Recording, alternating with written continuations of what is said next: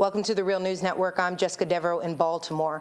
Today, Private Bradley Manning was sentenced to 35 years in prison for leaking classified documents. Now joining us to discuss the sentence is David Swanson. David is the author and activist who works for rootaction.org, and he's been following the Bradley Manning case even before the trial. Thanks for joining us, David. Thanks for having me.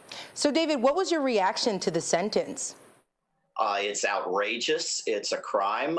Here is someone who revealed crimes, which is his moral and legal duty, who was of great benefit to ending the war on Iraq, the Arab Spring, the Occupy movement, the movements for democracy around the world, four-time Nobel Peace Prize laureate, and he's being punished with decades in prison, potentially, and a dishonorable discharge by a judge who, in fact, is being given a dishonorable promotion during the course of this trial, who has disgraced herself.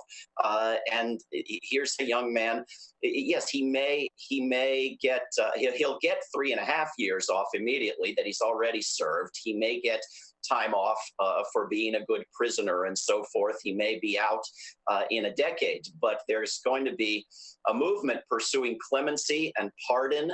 And I'm not sure to what extent Bradley Manning's lawyer will be making the case that he's a good apologetic prisoner, and to what extent he'll be making the case that those of us in the street will be making, that he's a hero who ought to be rewarded rather than punished.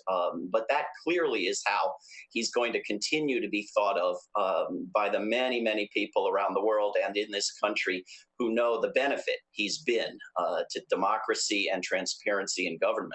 Let's talk about the defense's case. Do you think they went about it in the right way? Should they have played up more of Bradley Manning's role as a whistleblower? And what do you make of Bradley Manning's actual apology?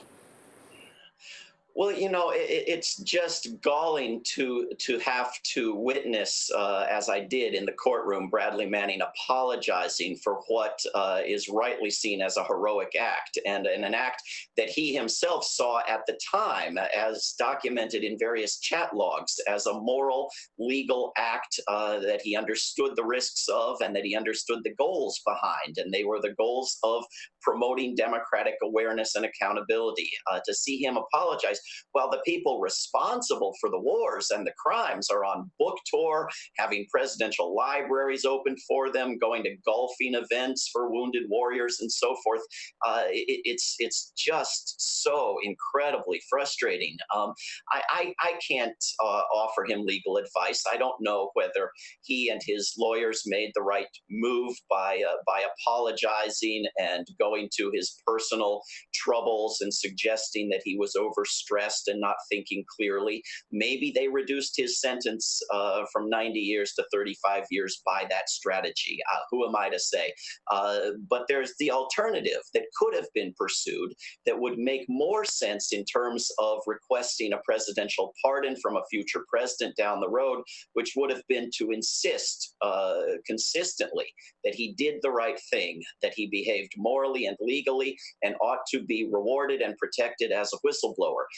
And that, of course, politically would have been the thing that the nation and the world needed to hear. And that, of course, is the story that we need to continue telling each other about Bradley Manning, regardless of what legal defense his lawyers are pursuing. Okay, let's talk a little bit about President Obama and his record in prosecuting whistleblowers. Now that Bradley Manning has been sentenced, where do you think this goes? How is this going to affect future whistleblowers from coming forward? Well, we already have heard from many journalists that their sources are drying up. We've seen a few people, including Edward Snowden, perhaps inspired by Bradley Manning and continuing courageously, but many others keeping quiet. And this internal threat program established to require that government employees snitch on each other if they appear to possibly be whistleblowers, suspicious behaviors listed as including dissatisfaction with U.S. foreign policy, which is absolutely the healthiest attitude a citizen in a government of, by, and for the people can have. This trend is going to continue unless we manage to check it. And people are going to be concerned. And Edward Snowden looks like evermore he was absolutely right to flee the country. We've seen the owner of his internet service provider saying that he can't speak about why he's had to shut his company down unless he flees the country. And he doesn't want to, and most people don't want to. So there's a great danger of over secrecy and fear of speaking out. And this sentence adds to that fear substantially. Okay, thank you so much for joining us, David. Thank you. And thank you for joining us on the Real News Network.